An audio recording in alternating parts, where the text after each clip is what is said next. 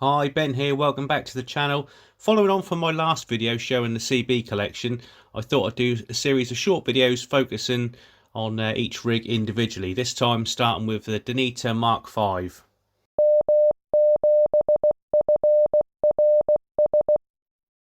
So as you can see, the Danita Mark 5 is a Danish design, but they're actually built in Korea. If you notice on the top there, you'll see they say PR27GB or PR27SF. So they were the UK standard for the CEPT channels, and also it was badged up so it could be used in Scandinavia as well. So some of these were imported, modified and badged up by Palmer in Manchester to the CB2781 standard. Looked like there was just a sticker over the top basically. Apparently if you peeled the sticker off it would have the old standards underneath still, from what I've heard. They were also available in black as well, so they did a black version, but they all had these kind of rubberized control knobs. They're starting to go a little bit cracked on this one now, just from age, but these are, like I say, they were built in the round of sort of late 1980s, early 1990s. They retailed at about £115 at the time. I didn't pay that for this one. I bought this sort of mid-90s, I think, second hand. I doubt I paid much more than about 45 quid for it from Suffolk Aerials, our local CB shop here in Lowestoft.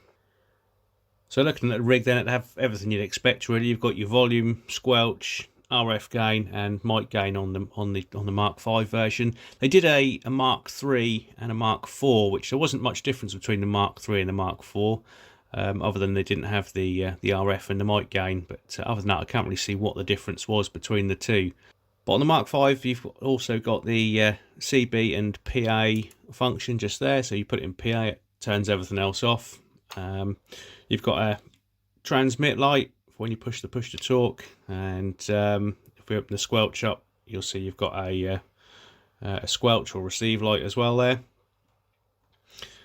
You've got filters in and out, so that's the filter on, and that's with the filter off. Obviously with it being an FM mid-band, it's probably picking up AM signals, so it's not going to sound great at the moment. There's not too much about on FM mid-band around this area, but like I say, we do hear a lot of the AM stuff breaking through there.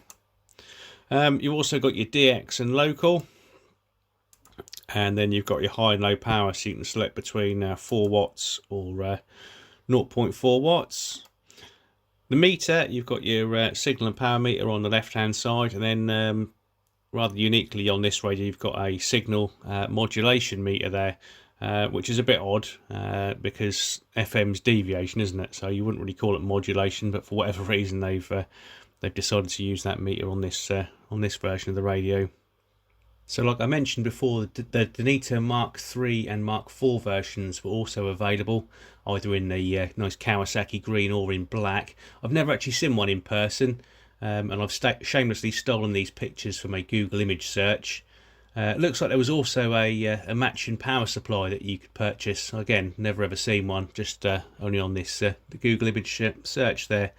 Another interesting little rig that Danita brought out was the Mark 1, which was the hand portable version. Again, never ever seen one, only this one image on Google Images that I could find. And as far as I'm aware, there was never a Mark 2, but if there was, let me know in the comments down below. Only a short video this time, but I hope you've enjoyed it, and we'll catch you on the next one. Don't forget to subscribe, like and hit the bell for notifications of when the next video comes out. Cheers for now, 7-3.